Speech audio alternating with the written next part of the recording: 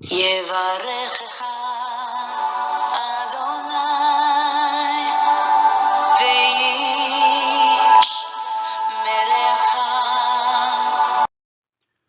예바레크카 아도나이 베이시메레카. 사랑하는 성도 여러분, 오늘 하루도 전지전능하신 임마누엘의 하나님께서 여러분에게 복을 주시고 여러분을 안전하게 지켜주시기를 축복합니다. 아멘. 할렐루야. 오늘도 우리에게 새 생명을 주시고 새 호흡을 주셔서 하나님의 영광을 위하여 살아갈 수 있는 귀한 하루를 또 허락해 주셔서 우리 하나님 앞에 감사를 드립니다. 하나님이 주신 이 하루라는 24시간을 통하여 우리가 하나님 말씀을 배우는 일에 또 투자할 수 있는 또 귀한 은혜를 주신 걸 감사합니다. 하나님을 더 깊이 알아가는 시간, 또 닮아가는 시간, 또 하나님께서 맡기신 사명에 최선을 다하여 열매를 맺는 그런 복된 하루가 되시기를 주님의 이름으로 축복합니다. 1일 8구 성경 장별 강의 오늘 25번째 시간입니다. 오늘은 창세기 25장의 말씀을 함께 공부하도록 하겠습니다. 제목의 말씀은 아브라함의 죽음과 야곱과 에서의 갈등입니다. 이 25장에서요, 이제 드디어 창세기 12장에서부터 시작되었던 이 아브라함의 이 역사, 믿음의 조상 아브라함의 생애가 이제 이 창세기 25장으로 그의 죽음으로 마무리가 되고요. 이제 그 선민의 역사는 그의 아들 이삭에게로 이제 이어졌었죠. 그리고 이제 그 이삭을 통하여 야곱과 에서가 이제 탄생을 하고 또 그들 속에서 갈등이 일어나는 그런 얘기들이 이제 쭉 이어지게 됩니다. 자, 그러면 우리 이제 창세기 25장 말씀을 통하여 하나님께서 우리에게 주시고자 하시는 그 메시지가 무엇인지, 또 하나님께서 우리에게 이 창세기 25장을 통하여 계시해 주시기를 원하는 하나님의 성품과 또 하나님의 그 모습은 무엇인지 살펴보도록 하겠습니다. 창세기 25장의 주제 성구는 23절로 정하였습니다. 창세기 25장 23절, 여호와께서 그에게 이르시되, 이때 그는 리브가를 의미합니다. 우리 한국 성경에 이게 조금 그 번역이 좀 미비한 부분입니다. 여자면은 그녀에게 그렇게 하면 좋을 텐데 남자든 여자든 그에게 해버리니까 이것이 지금 이삭을 얘기하는 건지 리브가를 얘기하는 건지 애매하게 돼 있죠. 이것은 리브가입니다. 여호와께서 리브가에게 이르되, 두 국민이 너의 태중에 있구나. 두 민족이 너의 복중에서부터 나누이리라. 이 족속이 저 족속보다 강하겠고 큰 자가 어린 자를 섬기리라 하셨더라. 자, 창세기 25장 23절은 나중에 이삭과 리브가가 서로 편애하는 아들들이 있고 이제 복을 누구한테 축복을 해줄 거냐 하는 문제에 있어서 이 구절은 참 중요한 구절입니다.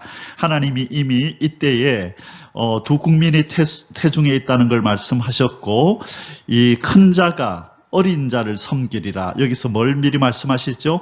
동생이 큰 복을 받을 것이고 형이 동생을 섬기는 자리에 있을 것이라는 것을 미리 말씀하셨다는 것. 그래서 리브가는 이것을 늘 기억하고 있었는데요. 바로 이삭은 이 부분을 망각하게 됩니다. 분명히 리브가가 이 부분을 나누었을 텐데요. 이삭은 이 사실을 망각하고 큰 아이, 이 에서를 축복하고자 했던 것이죠. 그러나 리브가는 바로 이 하나님의 말씀을 기억하고 이삭에게 그 복을 주려고, 복을 받게 하려고 그렇게 애를 썼던 모습을 우리는 바로 이 구절을 이해함으로써 더 깊은 그 의미를 깨닫게 됩니다. 창세기 25장의 소주제는 아래와 같습니다. 창세기 25장 1절에서 11절까지에서는요, 이 아브라함의 죽음에 관련된 기사가 나오게 되고요. 12절부터 18절까지는 이 하갈을 통하여 탄생한 이 이스마엘의 후예들이 그 후예의 이름들, 그 후손들의 이름들이 쭉 나열이 됩니다. 그리고 19절에서 34절까지에서는요, 그 이삭의 아들 야곱과 에서의 이제 갈등이 일어나게 됩니다. 자, 우리에게 꽤 친숙한 이야기인데요. 이제 하나씩 살펴보면서 우리 하나님께서 주시는 음성을 듣도록 하겠습니다. 자, 이제 첫 번째 소주제를 다루도록 하겠습니다. 아브라함의 죽음에 대하여 우리가 살펴보도록 하겠습니다. 아브라함의 죽음 첫 번째로 이 아브라함의 후처 구두라의 아들들이 나옵니다. 기억나시겠지만 이 사라가 죽었을 때가 언제였냐면요. 사라는 127세에 죽었었다. 그죠? 그때 아브라함의 나이는 사라가 127세였고 이때 아브라함은 137세였었죠. 그렇죠? 자, 그리고 나서 137세 아브라함이 137세 이후로는 사라가 없이 지냈는데요. 이 아브라함이 후처를 다시 결혼을 해서 처를 두었는데 그두라라고 하는 이 후처를 둡니다. 그때가 아마 아브라함이 137세 이후에 언젠가이겠죠. 그래서 그 이후로 아브라함이 175세에 이제 운명하게 되는데요. 꽤나 긴 시간을 그죠? 이 사라 없이 지냈다라는 걸 알게 됩니다. 자, 137세 이후에 이제 후처 그두라를 맞이하고 그 그두라에게서 아들들이 태어납니다. 자, 창세기 25장 1절에서 4절에요. 아브라함이 후처를 맞이하였으니 그의 이름은 그두라라. 그가 시므란과 욕산과 무단과 미디안과 이스박과 수아를 낳고 욕사는 스바와 드단을 낳았으며 드단의 자손은 아수르 족속과 르두시 족속과 루움미 족속이며 미디안의 아들은 에바와 에벨과 한옥과 아비다와 엘다 아인이 다 그두라의 자손이었더라. 자, 여기 보시면 이제 이 아브라함에게 아내가 셋이다. 그죠? 먼저 사라가 있고 그렇죠. 그 다음에 이 사라의 몸종이었던 이 하갈이 있고, 그 다음에 그 후처 이제 그두라가 있는 것입니다. 자, 사라에게서는 누가 태어나죠? 이삭이 태어나고, 하갈에게서는 이스마엘이 태어났었죠. 그죠? 그런데 이제 이스마엘과 하갈은 멀리 이제 쫓아내었었다. 그죠? 다른 데 가서 살라고. 그리고 이 이삭은 리브가와 결혼해서 살고 있고, 그렇죠? 그런데 이제 사라가 죽고 나서 후처를 드렸는데 그 이름이 그두라라. 그래서 그두라 밑으로는 아들이 6명이나 있었다고 지금 성경에서 얘기하고 있는 것입니다. 자, 그래서 이렇게 한눈으로 보면 이해가 좀 쉽겠죠? 자, 사라 밑으로 이삭이 나왔고, 그렇죠? 자, 이삭 또 이렇게 하갈 밑으로 이스마엘이 나왔고, 그 후처 그두라 밑으로 6명의 아들이 나왔다. 자, 참고하시면 좋겠습니다. 자, 아브라함의 죽음 두 번째로 아브라함이 임종을 앞두고 유산을 분배하다. 자, 이제 죽음을 앞둔 이 아브라함은 그것을 감지했습니다. 이제 얼마 살지 못할 줄을 알고 지혜롭게 이 유산을 분배하는 이 중요한 일을 이제 행합니다. 5절에서 6절 말씀입니다. 아브라함이 이삭에게 자기의 모든 소유를 주었고 자기 서자들에게도, 자, 이때 서자는 누구지요? 서자는 바로 후처의 아들들, 그죠? 아들들. 그리고 여기에 이 하갈의 아들 이스마엘이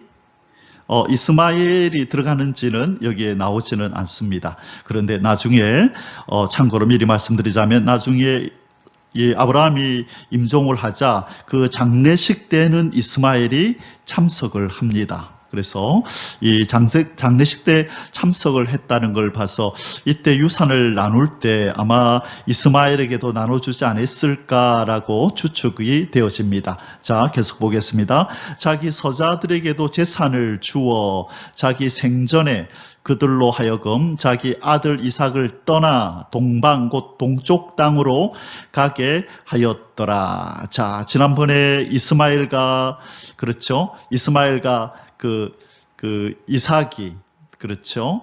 이삭이 있을 때에 그 둘이서 갈등이 일어나서 어려움을 당했던 것 기억하고 있죠. 그래서 이스마엘을 하갈과 멀리 떠나 보내었는데 이제 다시 이제 이 서자들과 이 이삭하고의 관계 속에서 또 비슷한 이런 일이 벌어질까봐 아예 자기가 임종을 하기 전에 바로 이 서자들을 저 멀리 이삭에게서 떠나서 멀리 떠나가도록 그렇게 조치를 취하는 장면입니다. 자, 여기에서 아브라함이 이삭에게 모든 것을 주었는데 또 서자들에게도 재산을 주었다. 이미 이삭한테 다 주어버리면 줄 게 없을 텐데, 그죠? 자, 이것은 무슨 말이냐면, 이 서자들에게 그들에게 필요한 재산을 어느 정도 주고, 그리고 나머지 모든 것들, 여기에는 이 아브라함이 소유했던 가축, 또 종들, 각종 재물들, 또 부동산 이런 것들 뿐만 아니라 무엇보다도 중요한 것은 하나님의 언약의 후손의 자리를 바로 이 이삭에게 준 거지요. 이 언약의 후손의 이 자격. 이것은 이삭에게 주고 나머지 이 서자들에게는 주지 않았다. 그가 가진 이 많은 재물들 가운데서 부분적으로 서자들에게 주고 그리고 멀리 가게 만든 다음에 그리고 거의 대부분의 것들 바로 영적 이 상속자로서 이 특권까지도 이 이삭에게 주었다. 그렇게 우리가 이해를 하면 되겠습니다. 자, 이것은 지혜로운 처신이지요. 만약 아브라함이 죽고 나서 여전히 이삭과 이 서자들이 함께 있다면 분명히 예기치 않은 갈등들이 일어났을 텐데 아브라함은 이것을 미리 예견하고 그런 불씨를 미연에 다 꺼버리는 그런 지혜로운 처사를 하는 장면입니다. 자, 아브라함의 죽음, 세 번째, 아브라함의 죽음과 장례. 자, 죽음과 장례에 대한 기사가 7절에서부터 11절까지 나옵니다. 아브라함의 향년이 175세더라. 예, 175세를 살았습니다. 참고로 사라는 몇 살에 죽었다 그랬죠? 127세에 죽었다고 말씀드렸습니다. 그의 나이가 늙어서 기운이 다하여 죽어 자기 열조에게로 돌아가며 그의 아들들인 이삭과 이스마엘이 그를 마므레 앞 해족속 소알의 아들 헤브론의 밭에 있는 막벨라 굴에 장사하였으니.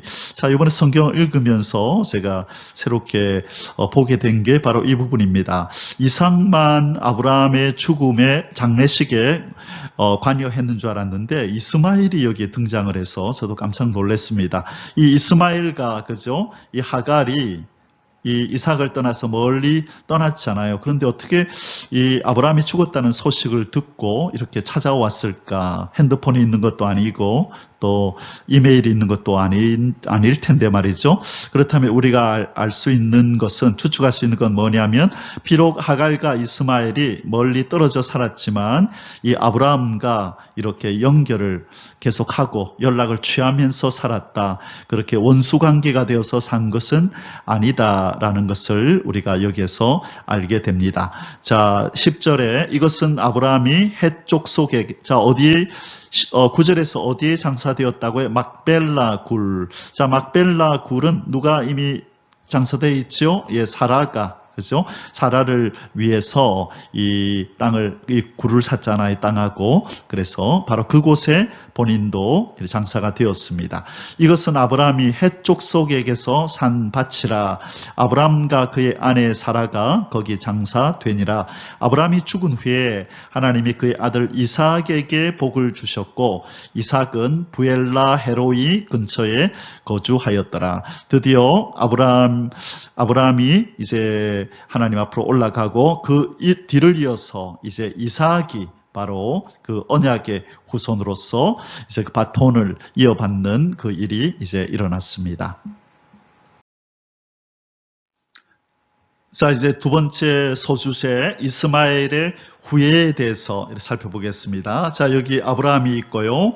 아브라함의 아내 사라를 통하여서 이삭을 낳고, 그죠? 이삭을 통하여서 에서와 야곱이 탄생하고, 그 다음에 하갈을 통하여 이스마엘이 탄생하고, 이스마엘 밑에 12방백을 그가 낳았다. 12 족속이 이렇게 나왔네요. 그리고 후처 그두라를 통해서는 몇 명이었었죠?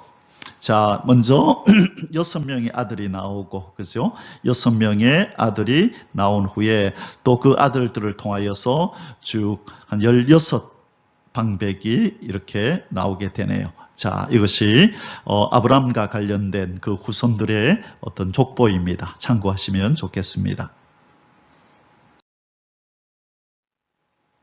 자, 이스마엘의 후예를 설명하면서 먼저 이스라엘의 출생 배경을 12절에서 먼저 기록하고 있습니다. 우리가 잘 아는 바지요. 사라의 여종 애굽인 하갈이 아브라함에게 낳은 아들 이스마엘의 족보는 이러하고, 자, 이스마엘의 어머니 하갈은 애굽인이다 이렇게 돼 있네요. 그죠? 우리가 지난번에 아브라함과 사라가 기근을 피하여서 애굽으로 내려갔었죠. 그때 이 아내를 루이라 속임으로 애굽 왕 바로에게 이 사라가 그렇게 취하여져 가고, 그리고 돌아올 때에 그 노비들을 데리고 저기 바로 왕이 주었다 했을 때, 아마 그때 이 바로 왕에게 취해졌을 때, 그때 이렇게 하갈에게 사라에게 붙여진 그 바로 종이 하갈이 아닐까 추측을 합니다. 그리고 그 여인의 후손으로서 이스마엘이 탄생한 것이죠. 자, 두 번째로 축복을 받은 이스마엘에 대한 기사가 13절에서 16절에 나옵니다. 이 당시는 이 후손들이 많고 장수하는 것을 복으로 여겼죠.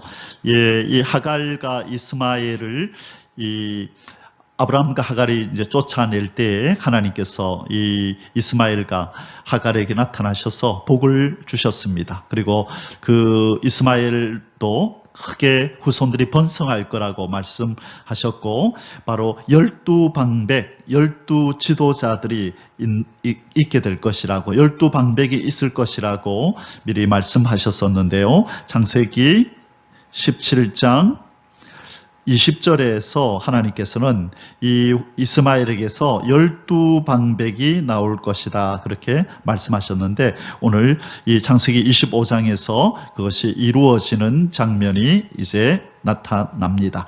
자, 13절부터 보겠습니다. 이스마엘의 아들들의 이름은 그 이름과 그 세대대로 이와 같으니라. 이스마엘의 장자는 느반요시요, 그 다음은 게달과 압부엘과 밉삼과 미스바와 두마와 마사와 하닥과 데마와 여둘과 나비스와 게드마니, 이들은 이스마엘의 아들들이요 그 총과 부락대로 된 이름이며 그 족속대로는 12지도자들이었더라. 자, 창세기 17장 20절에서 여호와 하나님께서 언약하신 대로 바로 창세기 25장에서 12방백이 생기는 것으로 성취가 되었습니다. 자, 하나님께서는 바로 이 아브라함과 관련된 이 하갈과 이스마엘에게도 언약을 하시고, 그 언약하심을 따라 때가 되매 그대로 이루시는 신실한 여호와 하나님임을 이 기사를 통해서도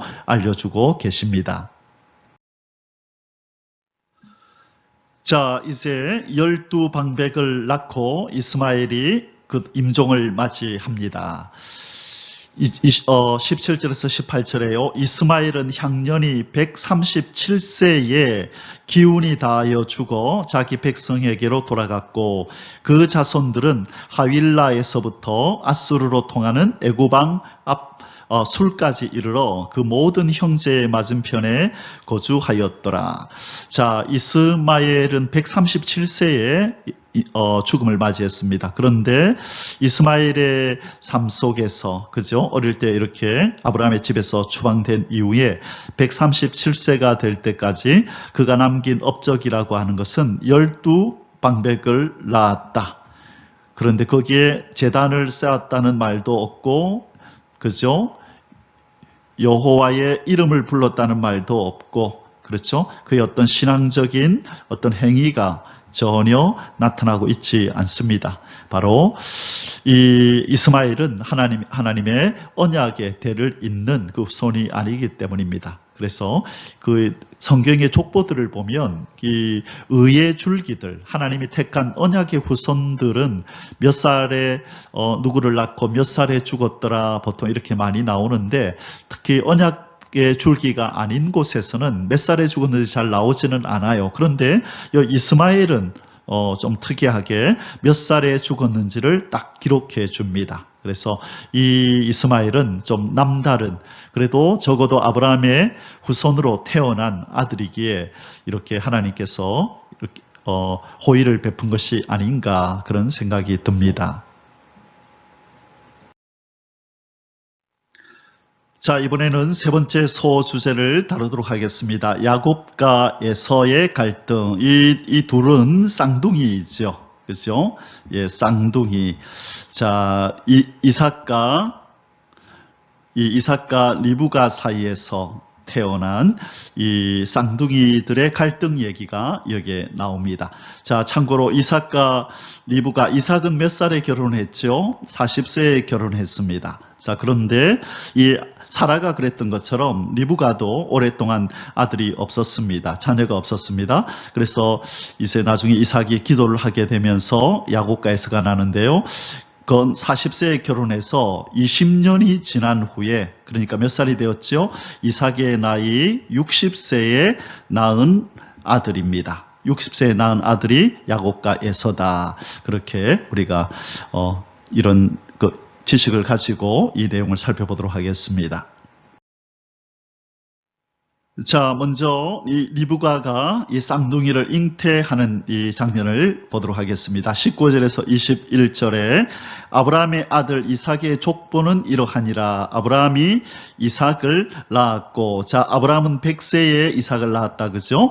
자, 이삭은 40세에 리브가를 맞이하여, 자, 이삭은 40세에 결혼하여 리브가를 맞이해 아내를 삼았으니, 자, 이때는 아브라함의 나이가 이때는 140세였습니다. 이삭은 40세, 아버지 아브라함은 몇 살이라고요?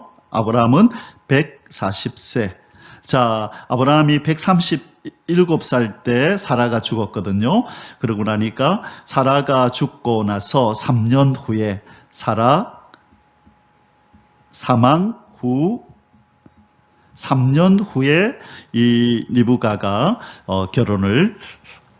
이삭과 리브가가 결혼을 하게 됩니다. 자, 그러고 나서 이 40세에 결혼을 했는데 이제 그 아이가 없었죠. 자, 리브가는 밧담 아람의 아람 족속 중 부두엘의 딸이요, 아람 족속 중 나반의 누이였더라. 우리가 앞에서 쭉 살펴봤습니다.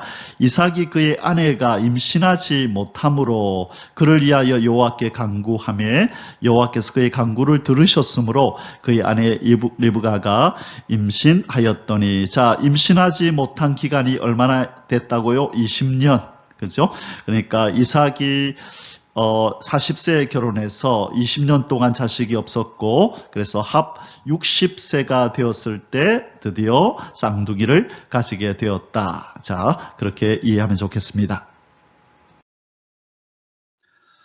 자, 두 번째로 모태에서부터 시작된 야곱과 에서의 갈등과 그리고 탄생. 자, 모태에서부터, 이 리브가의 태에서부터 야곱과 에서는 갈등이 있었습니다. 자, 22절에서 26절까지 말씀입니다. 그 아들들이 그의 태에서 서로 싸우는지라. 그가 이르되 이럴 경우에는 내가 어찌할꼬 하고 가서 여호와께 묻자 온대 여호와께서 그에게 이르시되, 자, 이때 그가 누구라 그랬죠? 예, 리브가에게 이르시되 두 국민이 너의 태중에 있구나. 두 민족이 너의 복중에서부터 나누이리라. 이 족속이 저 족속보다 강하겠고 큰 자가 어린 자를 섬기리라. 자, 이 구절이 아주 중요합니다. 자, 참고적으로 누가 누구를 섬긴다고요? 큰 자가 누구를 섬긴다고요? 작은 자를 섬긴다. 큰 자는 에서고 작은 자는 야곱이죠. 그래서 이 에서가 동생 야곱을 섬기는 것이 이미 어미 뱃속에서부터 하나님이 정하신 그것이 섭리고 그것이 하나님의 계획이라는 것이죠.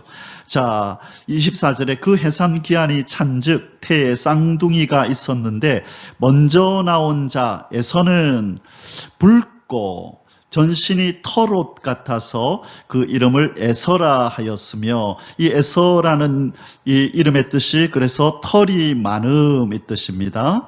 털이 많음. 자, 그래서 이 붉다라고 해서 나온 이 에서의 별명이 에돔입니다. 에돔, 붉다. 그리고 에서는 원래 이름 뜻이 털이 많음. 그래서 털이 많은 붉은 사람이라는 뜻이죠. 바로 에서는. 그리고 후에 나온 아우는 야곱은 손으로 에서의 발꿈치를 잡았으므로 그 이름을 야곱이라 하였더라. 그러면 야곱의 이름의 뜻이 뭐죠? 발꿈치를 잡음, 첫 번째. 발꿈치를 잡음이라는 뜻이고요.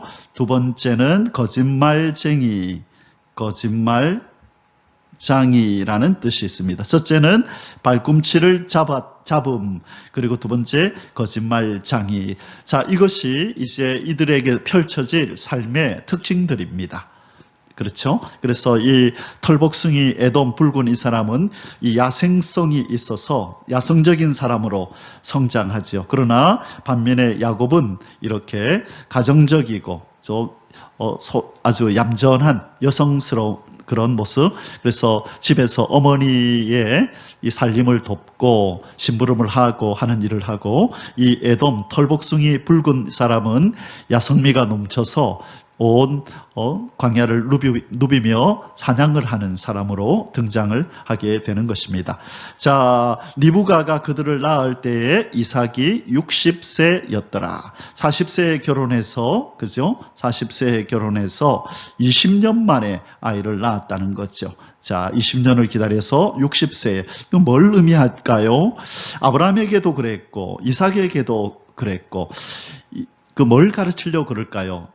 그냥 남녀가 결혼하면 아이가 생기는 것이 아니란다. 인간이 탄생하는 것, 후손이 탄생하는 것도 나의 섭리가 내 계획이었고 내가 도와주지 않으면 너희들은 자연스럽게 후손을 갖는 것이 아니란다. 바로 이 사건을 속에서도 하나님께서는 차근차근 이삭에게 하나님을 의지하고 하나님을 섬기고 하나님을 바라보는 신앙의 훈련을 차근차근 해나가고 계신 것을 우리는 보게 되는 것입니다. 자, 야곱과 에서의 갈등 세 번째로, 떡과 팥죽으로 형 에서의 장자권을 산 야곱. 자, 제가 제목을 좀 다른 분들과 달리 뺏은, 어떤 분들은 뺏은, 이래서 형으로부터 장자권을 뺏었다. 그래서 속여서 이렇게 가졌다. 이런 표현을 쓰는데요. 저는 그렇게 쓰지 않았습니다. 뺏거나 속여서 가진 것이 아니라 정상적으로 값을 지불하고 산 것이죠. 무엇을 지불했다고요? 팥죽 한 그릇으로 한 것이 아니라 팥죽과 떡도 곁들였습니다. 그래서 우리는 그냥 팥죽 한 그릇에 장자권을 뺏었다, 속여서 취했다 그러지만은 여기 기사를 읽어보면, 성경을 읽어보면 정상적으로 떡과 팥죽으로 형에게서 정상적으로 산 것이고, 속여서 한 것이 아니라 형의 의사가 분명히 있어서 이거하고 바꾸자, 그런 장면이 나옵니다. 자, 한번 읽어보겠습니다. 25절에서 34절에 그 아이들이 장성함에 에서는 익숙한 사냥꾼이었으므로 들 사람이 되고 야곱은 조용한 사람이었으므로 장막에 거주하니. 자, 참고로 이 이스라엘 사람들의 사고에 의하면 이 장막에 거한다는 것은 이 하나님의 말씀을 배우는 자다라는 뜻이에요. 자, 장막에 거하니까 누구와 늘 함께 있게 되겠죠? 그 부모와 함께 있게 되겠죠? 그럼 부모와 함께 있으면서 무슨 얘기를 많이 들을까요? 이 부모들이 경험한 하나님에 대한 이야기, 이 하나님의 말씀에 대한 이야기를 장막에 있으면서 많이 야곱이 듣게 된 것이 있죠. 그래서 어릴 때부터 야곱은 이 조용한 사람이었다. 이 부분은 하나님의 말씀을 들으면서 신앙을 배우면서 그렇게 성장했다라는 의미로 이스라엘 사람들은 이 장막에 거한다는 것을 그렇게 의미를 부여합니다. 자, 그러면요. 이삭은 에서가 사냥한 고기를 좋아하므로 그를 사랑하고, 자, 이 아버지 이삭은 이 사냥한 고기를 좋아해서 에서를 좋아했네요. 그러나 리브가는 야곱을 사랑하였더라. 예, 야곱은 늘 장막에서 리브가를 도우면서, 그래, 가정일을 도우면서 옆에 있었죠. 그래서 이 부부가 서로 자식들을 두고 편애하는 일이 벌어졌네요. 자, 29절에 야곱이 죽을 쑤었더니 팥죽이죠. 에서가 들에서 돌아와서 심히 피곤하여 야곱에게 이르되 내가 피곤하니 그 붉은 것을 내가 먹게 하라 한지라. 그러므로 에서의 별명은 에돔이니라. 자, 이 붉은 것을 좋아했다. 붉은 것을 먹게 하라. 여기에서 불다, 에돔이 이 불다는 뜻이거든요. 그래서 이 에서가 이 붉은 것을 내게 먹게 하라 한지라. 그러므로 에서의 별명은 에돔이다. 이렇게 에돔이라는 말이 여기에서 나왔다고 말씀하고 있습니다. 자, 그러면 뒷부분 계속 읽고 좀 더 말씀을 나누도록 하겠습니다. 31절입니다. 야곱이 이르되 형의 장자의 명분을 오늘 내게 팔라. 자, 뭘 팔라고 했습니까? 형의 장자의 명분을 내게 팔라. 내가 값을 지불하겠다 이거죠. 자, 에서가 이르되 내가 죽게 되었으니 이 장자의 명분이 내게 무엇이 유익하리요. 자, 지금 이 에서는 이 장자의 명분이 자기에게 필요 없다라고, 유익하지 않다라고 지금 말을 하고 있습니다. 야곱이 이르되 오늘 내게 맹세하라. 에서가 맹세하고 장자의 명분을 야곱에게 판지라. 자, 뺏은 거 아닙니다. 팔라 하니까 판지라. 그죠? 무엇과 무엇을 주고 떡과 팥죽으로. 자, 그래서 34절에 보니까 야곱이 떡과 팥죽을 에서에게 주매 에서가 먹으며 마시고 일어나 갔으니 에서가 장자의 명분을 가볍게 여김이었더라. 자, 이 부분이 중요합니다. 에서는 이 장자의 명분, 하나님 여호와 하나님으로부터 복을 받게 되는 이 아버지의 복이 이어지게 되는 이 장자권을 가볍게 여겼다라고 이야기를 하고 있습니다. 이것은 바로 이 에서의 이런 결정은 사실상 아브라함과 맺은 하나님의 약속의 후사가 되기를 포기한 것입니다.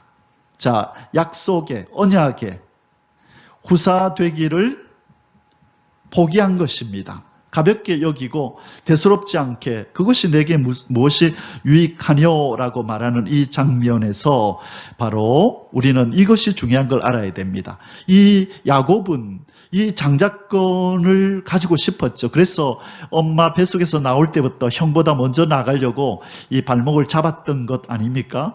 하나님은 바로 그런 열정을 보시는 겁니다. 무슨 열정? 이 바로 영적인 복을 받고자 하는 이 영적인 복을 받고자 하는 이 열정을 하나님은 귀하게 높이 사신 것입니다. 비록 인간적으로 인격적으로 부족한 면이 없지 않아 있지만 그러나 그것은 이제 차차 하나님이 다듬어 가실 거지만 그러나 영적인 복을 받고자 하는 이 열정은 이것은 참으로 하나님 볼 때 귀하고 귀한 것입니다. 그런데 이 에서는 너무나 그 명분이 장자의 명분이 내게 무엇이 유익하뇨? 장자의 명분을 가볍게 여김이었더라라고 말씀하고 있는 겁니다. 자, 그래서 이 사건에 대해서 히브리서 12장 16절에서 17절에 보면요. 히브리서 기자는 이 부분을 아주 중요하게 이렇게 표현하고 있습니다. 한 그릇 음식을 위하여 장자의 명분을 판 에서와 같이 망령된 자가 없도록 살피라. 자, 이 에서를 뭐라고 표현하냐면 망령된 자래요. 망령된 자. 뭐를 가지고?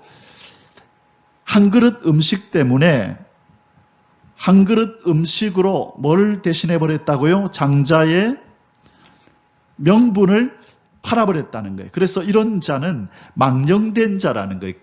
그냥 잠시 먹고 없어질, 그냥 대변이 돼서 나와버릴 그 음식 때문에 하나님으로부터 영원한 귀한 복을 받게 되는 장자권을 무엇이 유익하니요?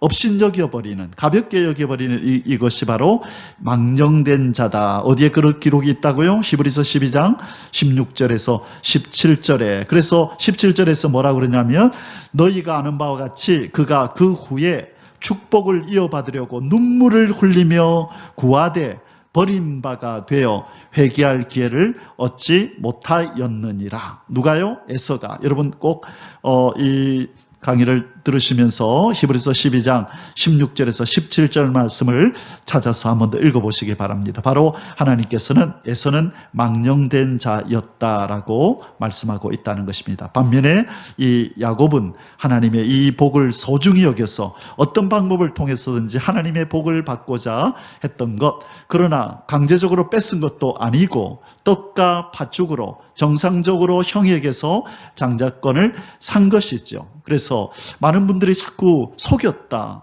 뺏었다 그러는데 그것이 아니라 정상적으로 거래를 한 것입니다. 뭘 했다고요? 거래를 한 것이죠.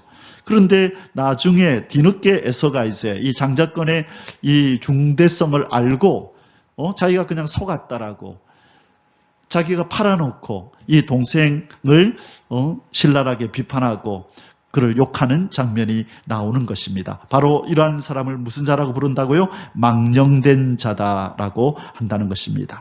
자, 그렇다면 이것을 우리가 어떻게 적용할 수 있을까요? 하늘의 복, 하나님의 자녀가 되는 복, 하늘나라의 백성이 되는 복을 이 땅의 것과 바꾸기를 원하는 자, 이 땅의 것을 더 소중히 여겨서 하늘의 복을 대수롭지 않게 여기는 자가 바로 망령된 자가 되는 것입니다. 그래서 우리 하나님을 믿지 않는 자들만 망령된 자가 아니라 하나님을 믿는다고 하면서도 하늘의 복을, 하나님께서 내려주시는 하늘의 복을, 신령한 것을, 잠시 있다 없어질 것들보다 못하게 여기고 이 세상에 있는 것이나 세상을 더 사랑하는 것이 바로 망령된 자가 되는 것이라는 걸 우리는 기억하고 이 야곱처럼 하늘의 복을 구하는 그런 하늘의 사람이 되어야 될 줄 믿습니다. 아멘.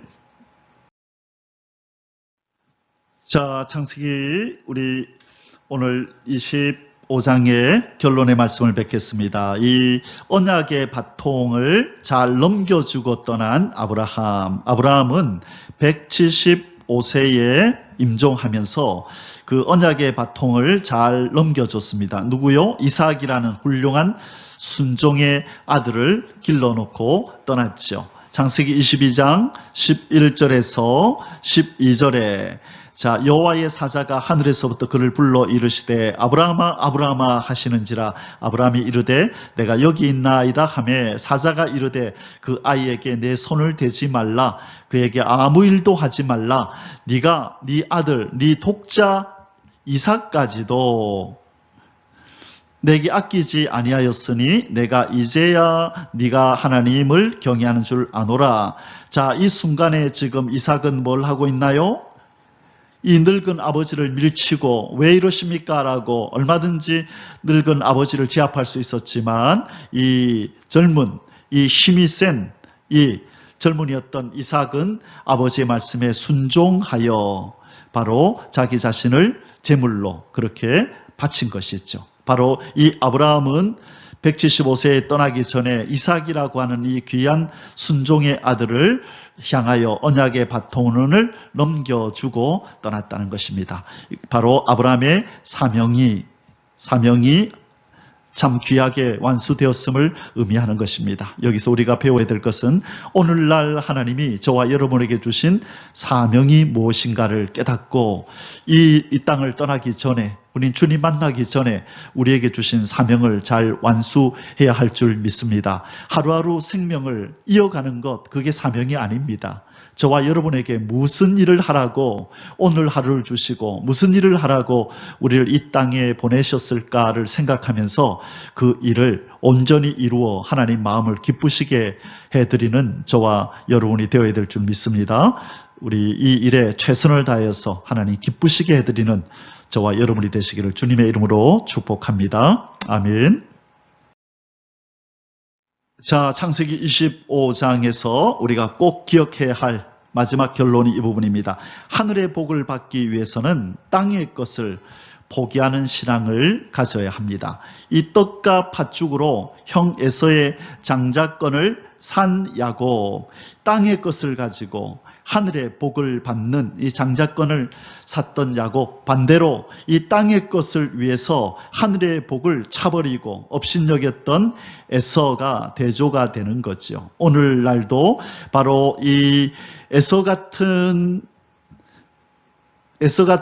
성도가 있고, 그 다음에 야곱 같은 성도가 있겠다, 그죠? 그래서 우리는 바로 에서가 아니라 야곱 같은 성도가 되어야 되는 것입니다. 25장 31절에서 34절까지 우리 결론적으로 한번 읽겠습니다. 야곱이 이르되 형의 장자의 명분을 오늘 내게 팔라. 에서가 이르되 내가 죽게 되었으니 이 장자의 명분이 내게 무엇이 유익하리요? 죽고 사는 게 중요하지 그 하나님의 복을 받는 게 그게 뭐 중요하냐? 이렇게 말하는 겁니다. 야곱이 이르되 오늘 내게 맹세하라. 에서가 맹세하고 장자의 명분을 야곱에게 판지라. 팔라 하니 판지라. 거래가 이루어진 것입니다. 야곱이 떡과 팥죽을 에서에게 주매 값으로 준 것이죠. 에서가 먹으며 마시고 일어나 갔으니 에서가 장자의 명분을 가볍게 여김이었더라. 이런 사람을 무슨 자라고 한다고요? 히브리서에서 망령된 자라 부른다고 합니다. 이런 자들을 망령된 자. 어디에 있었나요? 히브리서 12장 16절에서 17절에 바로 이러한 자를 망령된 자라 부른답니다. 사랑하는 성도 여러분, 저와 여러분은 이 망령된 자라 이런 이름은 우리가 듣지 않아야 될 줄 믿습니다. 우리는 이미 하늘의 백성이라는 신분을 가졌고 거룩한 무리라고 하는 성도회라는 칭호를 가졌습니다. 이 이름에 걸맞는 삶을 오늘도 살아가시기를 주님의 이름으로 축원합니다. 하늘 것을 얻기 위하여 땅의 것을 내려놓는 그런 야곱과 같은 삶을 살면서 오늘도 하나님의 기쁨이 되는 저와 여러분이 되시기를 주님의 이름으로 축복합니다. 아멘. יברכך